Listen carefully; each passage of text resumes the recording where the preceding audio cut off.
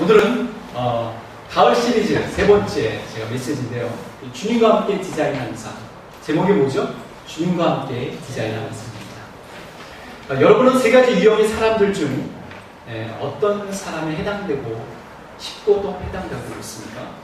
첫 번째 사람이죠. 하는 일마다 일사천리로 일이 풀려지는 사람입니다. 되는 일마다 잘 돼요. 그런 사람 있지 않습니까? 우리 사회에도. 뭔가 맞았다 하면, 뭔가 마음을 꿈꿨다 하면 일이 술술 일이 잘 풀려요. 그런가 하면 반대예요. 되는 일마다 안 돼요. 마음에 품는 일마다 뭔가 막혀버려요. 야, 왜 이렇게 나는 인생에 있어서 뭐가 없을까? 이렇게 생각하는 사람들 있지 않습니까? 마음대로 되는 일이 없어요. 세 번째 사람이 있어요. 세 번째 사람은 내가 마음에 딱 품고 있는데 내가 이게 제대로 잘 마음에 품는 걸까? 제대로 내가 이 품은 대로 일은 진행될 수 있을까? 이렇게 생각하는 사람이 있을 것 같습니다. 여러분 첫 번째, 두 번째, 세 번째 케이스 중 어디에 해당되십니까? 흔히 사람들은 이 땅을 살아가는 데 있어서 생존하는 비법들을 나름대로 이제 발견하기도 하고 취하기도 하죠. 그래서 이런 생존 비법과 관련해서 세 가지 유형으로 나눌 수 있다고 저는 봅니다. 첫 번째는 스스로 일을 헤쳐나가는 거예요. 그러니까 스스로 자신이 할 수 있는 일들을 정교하게, 꾸준히, 성실히 감당해가지고 어느 목적지에 이르는 거예요. 우리는 이런 사람들을 소위 자수성가 있다, 혹은 달인이다 라고 얘기를 하죠. 많은 시간 투자해봐. 달인의 경지에 오를 수 있어. 생각할 수 있는 법이겠죠. 그런 유형이 있어요. 그러니까 이런 사람들은 우리가 흔히 얘기하는 대로 자기와의 관계를 잘 맺고 있는 사람이에요. 자기 자신을 잘 조절하는 사람입니다. 통제하는 사람이에요. 빈틈없는 사람입니다. 철저하죠.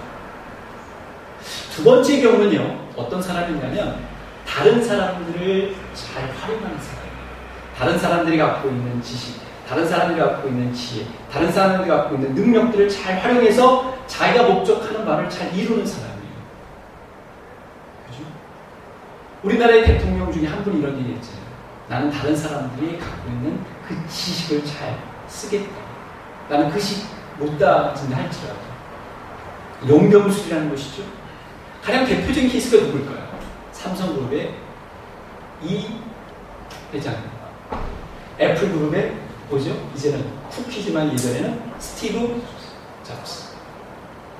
이런 분들은 아주 용병술이 뛰어난 것이죠. 사람들을 통해서. 그러니까 그분 자체가 뛰어나기보다는 스티브 잡스가 딱 갤럭시가 아니죠. 아이폰이죠. 아이폰을 딱 갖고 와가지고 선보였을 때 그분이 만들었나요? 아니죠. 그분의 아이디어를 바꿔서 그 실무진에서 만들어서 올린 거잖아요. 세 번째 케이스가 있어요. 세 번째 케이스는 뭘까요? 자기와의 관계, 혹은 이웃과의 관계에 정통하기보다는 위로의 관계에 정통한 사람. 하나님과의 관계를 통해서 문제를 풀어나가고 또 어떻게 해요? 이 세파를, 경랑을 헤쳐나가는 사람입니다. 이런 사람들을 가르쳐 우리 성경은 흔히 신자다, 신앙이라고 얘기합니다. 여러분은 어느 케이스입니까? 첫 번째 자기와의 관계를 정통한 사람입니까? 이웃과의 관계에 정통한 사람입니까? 아니면 하나님과의 관계에 정통한 사람입니까? 하나님과의 관계에 정통하다는 게 뭐예요? 하나님과의 관계를 잘 맺는다는 게 뭡니까?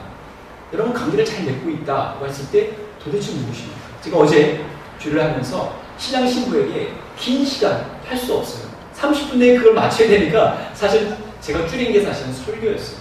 제가 한 12분에서 15분 정도를 준비했는데 많게는. 근데 확 줄여가지고 아마 9분 정도에 하면서 끝냈을 것 같아요. 앞에서 막 도와주지 못해가지고. 그래서 일단 잘 시간에 맞춥니다. 그 요점이 이거였어요. 제가 신랑한테는 뭐였냐면 사랑하고 보호하라는 거예요. 그게 신랑이 신부에게 할 매우 중요한 덕목이고 힘입니다. 신부는 신랑에게 뭐합니까? 존중하는 거예요. 신뢰하는 거예요. 그럼으로써 어떻게 신랑과 신부의 관계가 잘 이루어지는 것입니다. 자, 하나님과 관계를 잘 맺는다는 게 뭡니까? 구약성경에 보면 하나님을 경외하라 이렇게 돼 있어요. 그리고 또 하나가 뭐 있죠? 하나님을 사랑하라 돼 있어요. 신약에 가서는 그 부분이 더 도드라지잖아요. 이 경외하라, 사랑하라. 우리 알죠? 이게 도대체 뭐라는 거예요? 경외한다는 게 뭡니까? 아내가 남편을 존중하라는 표현이 제가 썼거든요. 존중하라는 거예요. 존중하지 않으면 어떻게 될까요? 이렇게 내다 보는 거죠. 그럼 관계가 어려워지는 거예요. 하나님을 존중하라는 게 그거, 경외하라는 게 뭐냐면 하나님을 존중하라는 거예요. 가치를 높게 보여요. 하나님을 사랑하는 게 뭡니까? 때로 여러분 사랑하면 뭐 어떻게 하죠? 때로보다 아니죠. 늘 친근한 것이죠. 가까이 있는 것이죠. 사랑한다는 건 친근히 하는 것이죠. 사랑하면 가까이 있는 것이죠. 그러니까 하나님과 관계를 잘 맺는 것은 뭐냐면 하나님을 경외하는 것이 하나님을 사랑하는 것이죠. 하나님을 존중하는 것이 하나님을 어떻게 친근히 여기는 거예요. 이게 하나님을 경외하고 하나님을 사랑하는 것이에요. 근데 이런 것들을 잘 보여준 예가 있어요. 뭐 성경에는 여러 예들이 나와 있지만 특별히 이 구약 성경에서 그걸 보는데 굉장히 의미심잖아요. 오늘 우리가 본문에 읽었던 부분이기도 한데 오늘 아직 읽지 못했네요. 자, 우리 한번 읽겠습니다. 우리 잠언 16장 1절부터 3절. 우리 다 같이 한번 일어나서 다시 또 잠언 16장 1절부터 3절. 제가 말씀을 막 전하고 싶은 그 열정에 잠언 16장 1절부터 3절. 찾으셨습니까? 잠언 16장 1절부터 3절. 읽겠습니다. 시작. 마음의 경영은 사람에게 있어도 말의 응답은 여호와께로부터 나오느니라. 사람의 행위가 자기 보기에는 모두 깨끗하여도 여호와는 심령을 감찰하시니라. 너의 행사를 여호와께 맡기라. 그리하면 내가 경외하는 것이 이루어지리라. 아멘. 이거 책각해 놓으시고요. 우리가 그동안 알고 있었던 말씀이지만 이건 내가 놓쳤구나. 이건 내가 잘못 알고 있었구나 하는 부분이 생길 수 있습니다. 자리에 앉으시기 바랍니다. 자, 그런 하나님을 경외하고 사랑하는, 경외하는 쪽에 초점하지만 하나님을 존중하는 케이스가 구약성에 등장하는데 특별히 여호수아 2장에 보면 한 여성이 등장합니다. 이 여성은 유대인이 아니에요. 유대인이 아닌 누굴까요? 사마리아인가요? 네. 가나안 족속이에요. 그걸 이름을 가리켜보면 라합이라고 해요. 그럼 라합이라고 얘기를 들어보셨어요? 이 라합은요, 이 가나안 성 쪽으로, 이 여리고 성 쪽으로 들어가는 그 길목에서 여인숙, 요즘으로 여인숙 하숙을 경영하는 사람이었어요. 그래서 왕래가 많아요, 사람들 간에. 그리고 또 왕래가 많으니까 뭐죠? 여러 소식을 듣게 됩니다. 그리고 이 여인은 좀 편하게 그런데 몸도 팔아야 필요하잖아요. 생계유지 차원에서. 그러니까 유대인들이 보기에는 딱 적합한 사람이 아니에요. 가까이 하고 싶은 사람. 이방인한테 가까이 가기도 싫은데 또 이방인 여성으로서 그런 유형의 직업을 갖고 있다니. 근데 여호수아, 즉 그 당시에 야전사령, 새로운 야전사령관에 대해서 이스라엘 백성들을 어떻게 여리고성으로 가서 어떻게 하나님이 차지할 그 땅을 차지하라고 하신 약속을 이루기 위해서 전략을 짜는 가운데 두 정착부를 보내지 않습니까? 그 보내는데 그 사람이 하필 어디로 들어가냐면 라합이 운영하고 있는 여인숙으로 하숙집으로 들어간 거예요. 거기서 만난 거예요. 근데 여러분 아시다시피 이 정착군이 들어간다 할지라도 이 적의 레이더망이 쉽게 잡힌 법이에요. 그래서 그건 줄 알고 누가 들어왔지 해가지고 그 라합의 집을 찾아온 거예요. 여리고 있는. 근데 어떻게 했을까요? 라합이 그 주 정착군을 보호해 주려고 어떻게 해요? 그 사람들에게 거짓말을 하죠. 근데 왜 보호해줬냐 이게 중요해요. 왜 보호해줬을까? 아니 하필이면 그죠? 적진에 있을 수 있는 가능성이 높은 분명히 우리 땅을 점령하려고 했을 그 두 사람을 왜 보호해줬을까? 이게 사실은 신앙이 아니면 믿음이 아니면 풀 수 없는 부분이에요. 이 라합에게 있어서는 그 왕래가 많은 가운데서 어떤 소식을 들었냐면 그 히브리 민족이 그 오랫동안 수백 년 동안 그 앞자에 있다가 바로의 앞자에 있다가 어떻게 해요? 나오는 가운데 큰 기적을 들었어요. 이건 전무후무한 사건입니다. 여러분 아시다시피 홍해 사건을 들은 거예요. 도대체 어떻게 이게 가능하냐? 이 사람에게 물어도 사실이라고 저 사람이 물어도 사실이라고 하니 오케이. 그러고 나서 최근에 또 일어난 아모리 족속, 그죠? 이 두 왕을 그 유명한 용맹스러운 적장을 물리치고 이긴 거예요. 야, 도대체 그 두 아모리 아주 그죠? 폐역하기 그지없고 용맹스럽게 그지없는 그 왕, 두 왕을 무찔렀으니 이거 보통이 아니구나. 그래서 이 라합의 경우에 있어서는 바로 히브리 하나님이 이분은 하시는 분이구나. 그걸 알게 된 거예요. 막을 사람이 없고 연전 연승하는구나. 그래서 이 두 사람이 정탐한 것을 보고서 바로 히브리 하나님이 단 소식을 듣고서 그가 뭐라고 얘기를 합니까? 여호와께서 너희 앞에서 홍해물을 마르게 하신 일과 블라블라 우리가 들었습니다. 우리가 듣지 않고 마음이 녹았고 너희 하나님 여호와는 위로는 하늘에서도 아래는 땅에서도 하나님이시니라. 어떻게 해요? 위로는 하늘에서도 아래는 땅에서도 하나님이시니라. 그렇게 고백을 해요. 그러니까 무슨 얘기냐면 그런 하나님은 없는 것 같아요. 그런 하나님은 유일하실 것 같아요. 라고 얘기하는 거예요. 여러분, 여러 민족들이 몰려 살고 있어서 다민족 분위기에 휩쓸려 있는 그 여기로부터 그분만이 최고예요. 어때가? 그분. 그렇게 얘기하는 거예요. 여러분, 그 믿음이 얼마나 귀합니까? 이분이 히브리 민족들의 같은 제사에 같이 참여한 적이 있습니까? 없죠. 단지 들었어요. 단지 들었지만 믿음은 들음에서 난다는 것처럼 들은 가운데서 가장 초보적인, 가장 기본적인 믿음이 생성된 거예요. 자, 이 라합은 도대체 누구를 대표합니까? 누구를 말해주고 있는 것 같아요? 누구를 나타내고 있을까요? 그 예수님에 대해서 들어본 사람들. 그래, 예수님 믿으면 나의 가장 어려운 문제 해결될 수 있을까? 그럼 예수님을 통해서 그렇게 전화해보게 된 사람들. 그 얘기를 통해서 그래, 예수님이라면 하실 수 있어. 하나님이라면 문제를 없이 하실 수 있을 거야 라고 하는 사람들을 대표하는 것은 아닐까요? 오늘날은 우리를 지지하는 겁니까? 생존 경쟁 속에서 하나님을 믿을 때 비로소 사람들도 아니야, 나도 아니야, 하나님만이 생존 비법의 해결 책임을 고백하는 사람들, 인정하고 싶은 사람들을 대표하는 것 아니겠습니까? 라합의 경우가 참 놀랍죠. 이방인이라는 사실을 주목해 주셔야 합니다. 제가 왜 그 많은 유대인들 가운데서도 라합을 선택했는지, 선별했는지, 그래서 소개했는지 또 하나의 이방인을 소개하고 싶어요. 그 사람은 룻입니다. 룻. 여러분, 룻기에 통해서 우리 룻을 잘 알 거예요.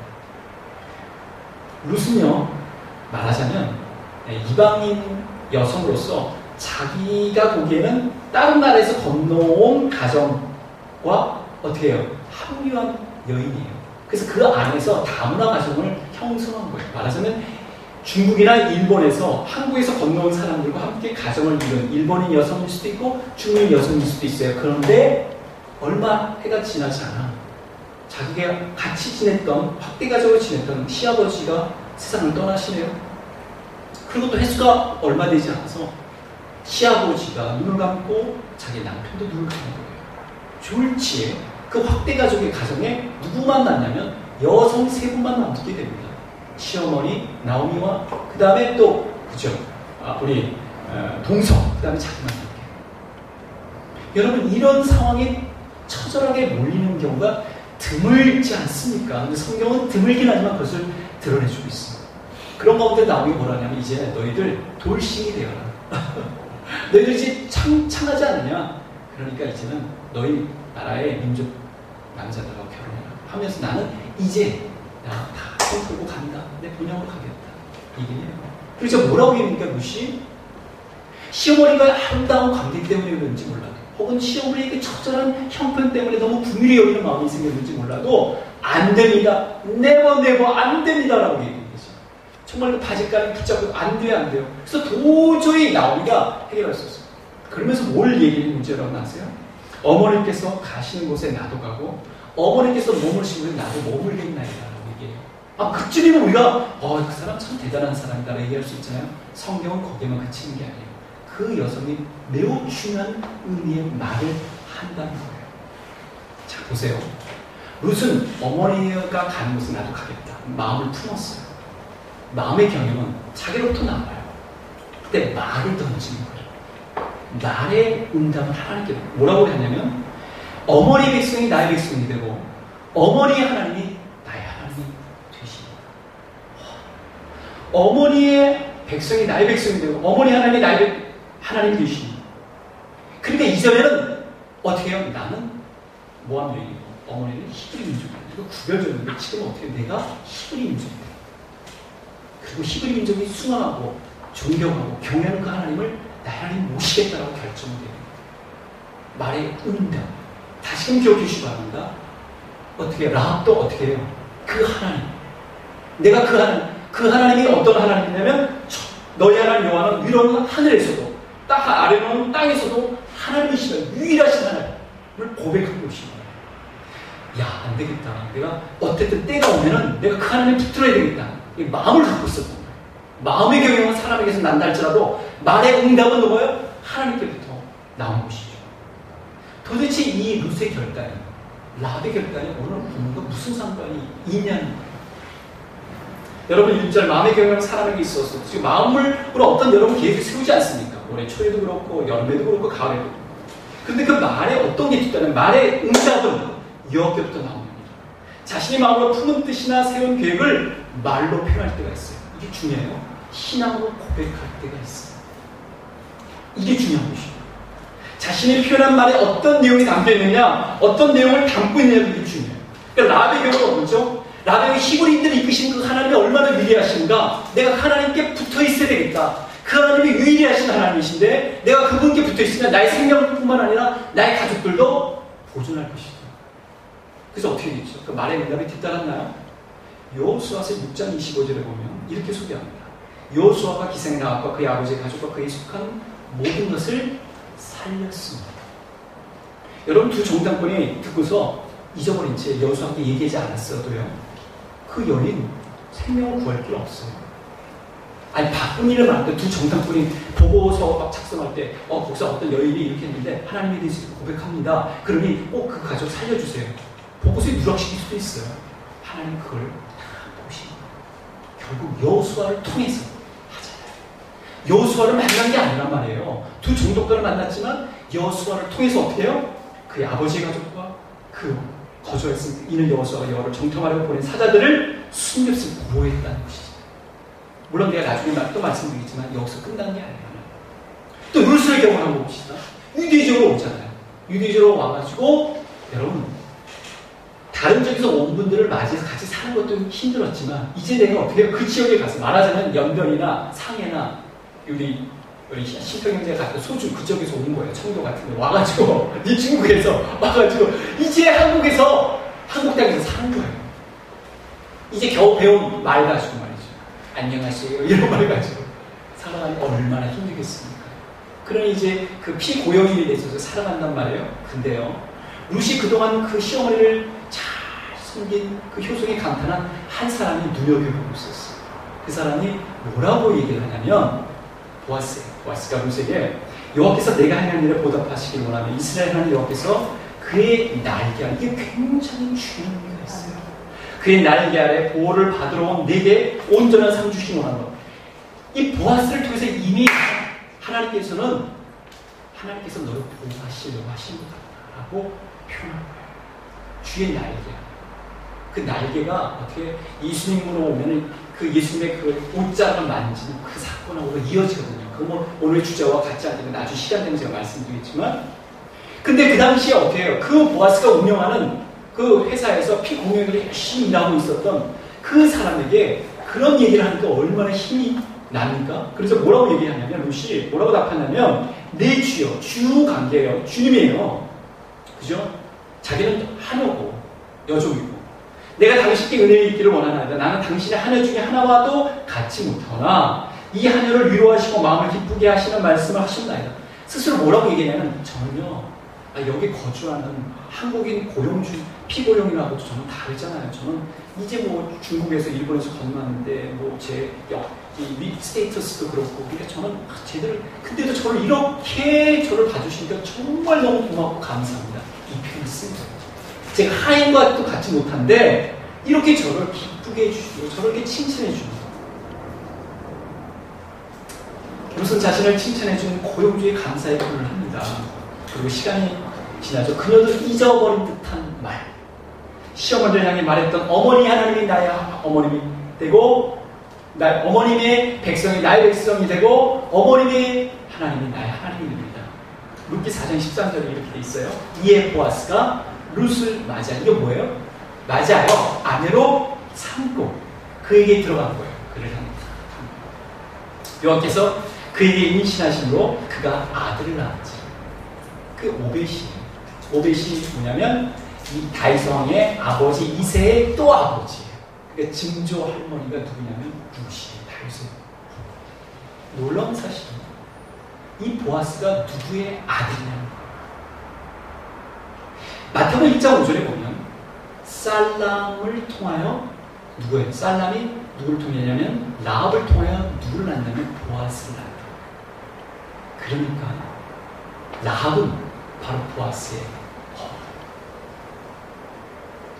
너무 놀랍지 않습니까? 라합의 그 믿음을 통하여 어떻게 해요?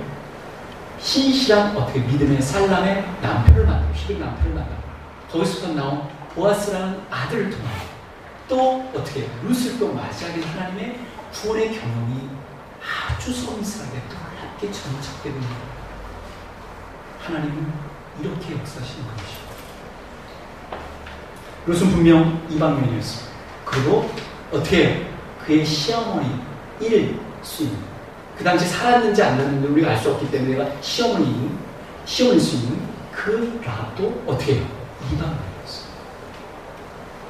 믿음을 선택한 여인에게 주님께서 어떤 보상을 해주셨는지를 우리는 깨닫는 것이죠. 자, 그런 의미에서 주님은 우리의 마음과 자세와 중심 보십니다. 오늘 본문에 보시면 2절 요한은 뭐예요? 심령을 감찰하신다. 뭐예요? 심령을 감찰하신다. 사람의 행위가 자기 보기에는 모두 깨끗하여 우리가 때로 그렇지 않아. 나는 정당해. 나는 이대로. 근데요 주님은 그 동기를 보는 거예요. 라합의 동기를 보신 거예요. 룻의 동기를 본 거예요. 정말 진지한지 진솔한지 거짓이 없는지 그걸 보신 거예요. 하나님께서 베푸신 은혜가 이렇게 놀랐어요. 그 당시에 이방이라는 것이 차별과 어떻게 해요? 차등과 장벽이 있었는지 몰라도 이방 여성들의 믿음에 대해서 주님께서 놀라운 축복을 주셨죠. 그래서 나중에 신약에서 예수님의 첫 출세자라고 얘기하는 베드로가 그것을 깨닫고 하나님께서 고뇌를 통해서 일하신다는 걸 깨닫고 뭐라고 얘기합니까?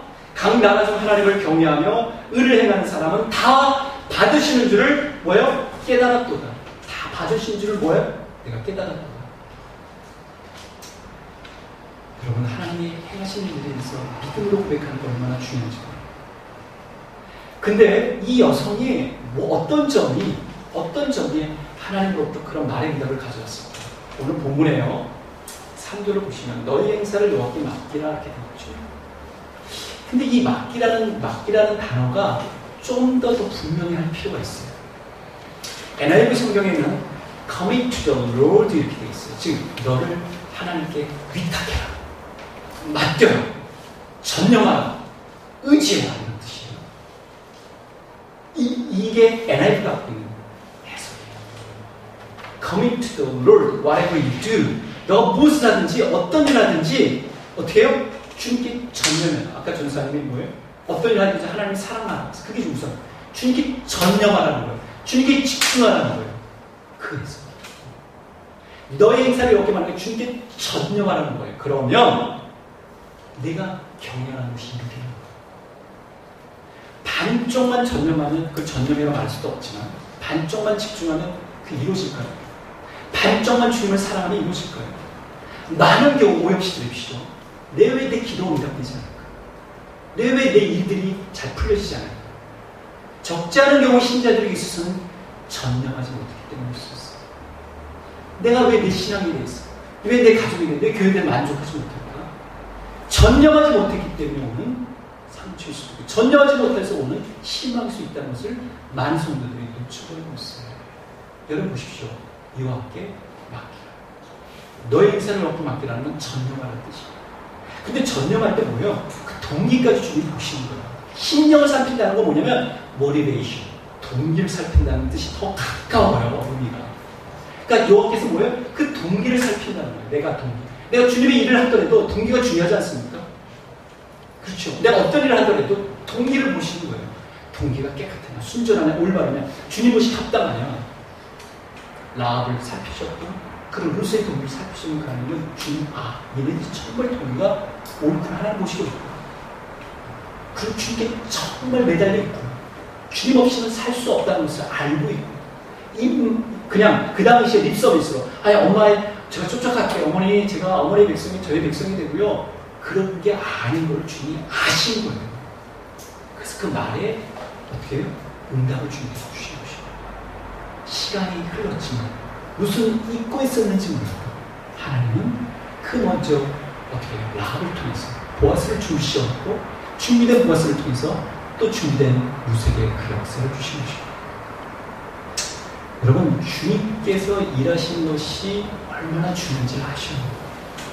생존 비결은요, 내 자신만의 문제 해결로 내가 잘 나의 관계를 잘하는 수 있죠. 그저 빈틈없는 사람 있잖아요. 그걸로 해결되지 않습니다. 영원의 문제는, 또 영원의 문제는 그걸 해결되지 않아요. 그리고 다른 사람과의 관계, 그건 이 땅에서 우리가 누리는 어떤 일정한 분목과 관계가 있죠. 여유 있게 사는 것, 자기 어떤 사업에 성취 주는 것. 그러나 내 삶, 내 인생, 내 운명을 어떻게 해요? 회복시키고 풍요롭게 하는 것은 주님과의 관계를 잘 맺는 것입니다. 그러면 주님과의 관계를 잘 맺는 것이 도대체 어떤 의미입니까? 우리가 지금 주님을 존중하는 것이고 사랑하는 것이다. 주님을 최우선적으로 여기는 것이 주님께 전념하는 것이다. 오늘 전념하는 게 교회 생활 가운데 어떻게 나타납니까? 저는 세 가지로 봅니다. 주를 선수하는 거예요. 그리고 또 하나 뭐죠?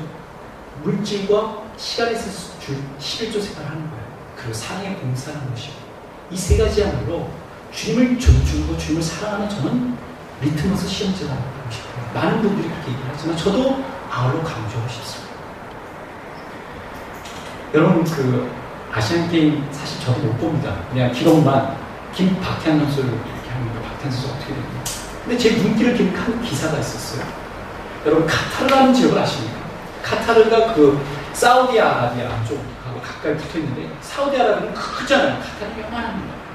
거기에 카타르 여러 대표팀이 경기를 포기하고 되돌아가는 장면이 들어오면서 거기에 뭐였냐면, 카타르 여러 대표팀은 경기 포기. 왜 포기했을까? 너무 한 배구팀에서도 여러 번 본 적 있지 않습니까? 혹시 기사로 이렇게. 근데 히잡을 썼다는 이유로 어떻게 해요? 안 된다. FIFA의 규칙에 의해서.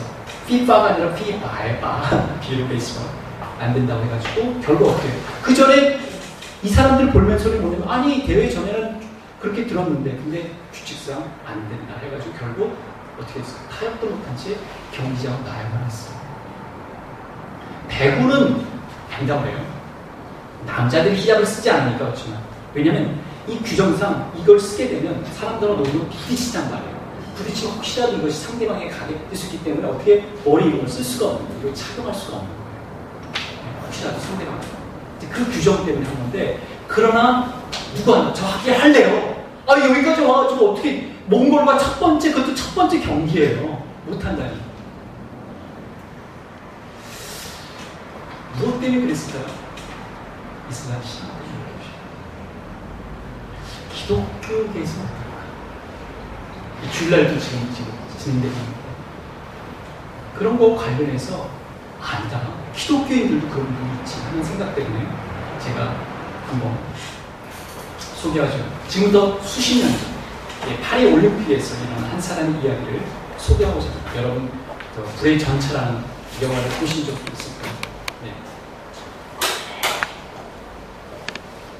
그것 좀 올려주시고요. 이걸 꽂아줘야 될 겁니다.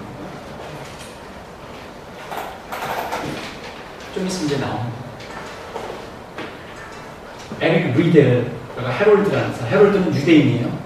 유대인 스프린터, 영국 대표 선수였고, 그다음에 에릭 리델은 스코틀랜드 유분의 국민 투표했었죠. 스코틀랜드. 이 두 사람이 파리 올림픽에 100m, 200m, 400m 다른 에릭 리델.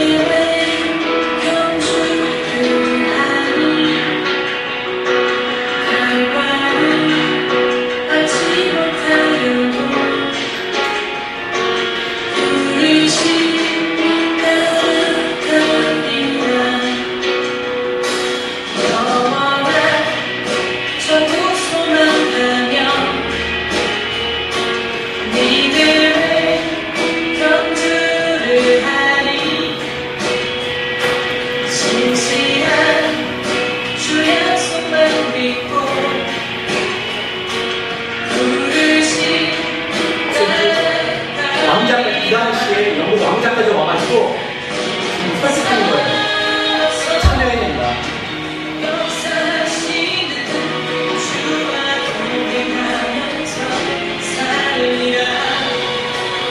조국을 위한 희생 없이 신성하게 그냥 100m 기대주였기 때문에 밖에 안 쳐.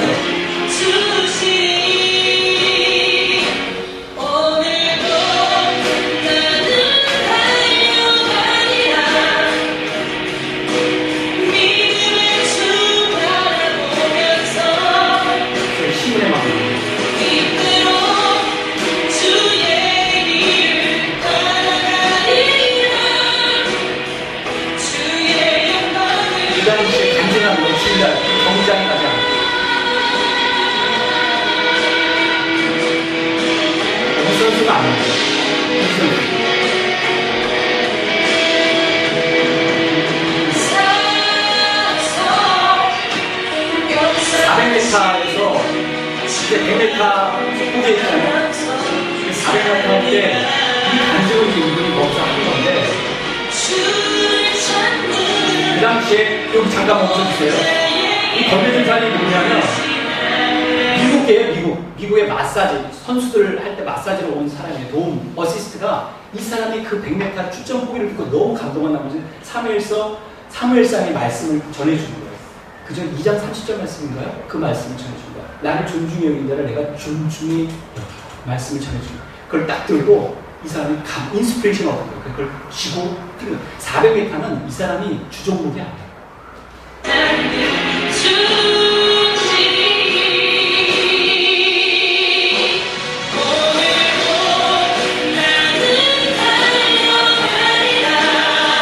두 번씩이나 좀 경기를 치렀어요. 같은 날에.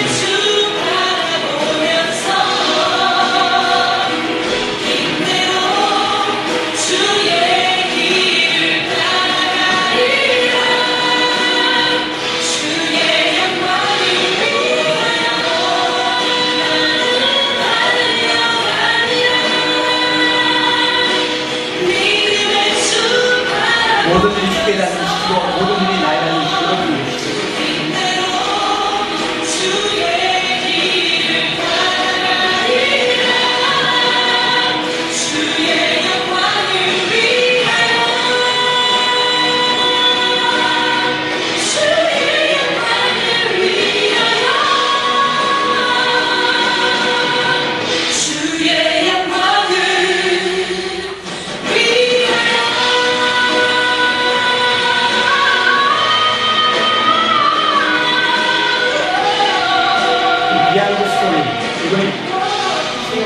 순교라고 제가 표현한 거예요. 이 여동생이 있어요. 여동생이 주일에 막 뛰려고 하니까 여동생은 아버지를 쫓았어요. 선교하고 있었어요. 절대 안 된다. 그래서 근데 나 이거는 내가 너무 뛰고 싶어 하는데, 그래서 그 여동생이 안 된다. 그거에 나중에 영향을 받아가지고 자기가 딱 그걸 신앙을 딱 굳힌 거예요. 그러고 나서 그렇게 해가지고 이 사람이 가는 그래서 이 불의 전차, 저 Chariots of the Fire는 영국에서 만들어진 영화에 어떻게 되죠? 그 100대 영화 중에 10위권인가 오를 정도로 아주 위대한 영화를 만들어주셨습니다. 여러분, 우리가 삶을 우리 스스로 재단하거나 디자인하는 것이 아닙니다. 우리가 주님과 함께 디자인할 때 그것이 최상이고 최고인 것이죠.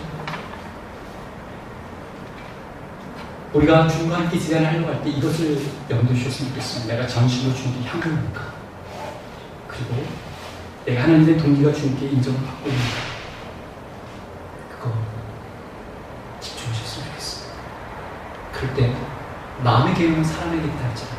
말의 응답은 여호와께 있는 것이죠. 라합과 룻의 얘기를 다시금 기억해 주시기 바랍니다. 주님께 들었던 그 라합이 그 믿음으로 이렇게 표현했을 때, 내가 결단을 했을 때 하나님이 어떤 역사를 베풀어 주는가? 그리고 룻이 자기가 그렇게 고백하면서 충실하게 그 일을 따라갔을 때 하나님이 어떤 역사를 베풀어 주는가? 하나님은 오늘날도 룻과 라합과 같은 이방인들을 통해서도 역사하실 수 있도록 오늘 우리를 불러주셨어요. 준비된 보아스가 될 수 있도록 우리를 불러주셨어요. 그리고 우리가 또 다른 불신자된 주변의 친구들이나 가정 가운데 우리를 또 다른 룻과 라합처럼 우리를 불러주실 수도 있는 겁니다. 너의 영생을 여호와께 맡겨보라. 그가 이루시오. 하나님께 전념한 사람들에게 주시는 주님의 보상인 것입니다. 기도하겠습니다.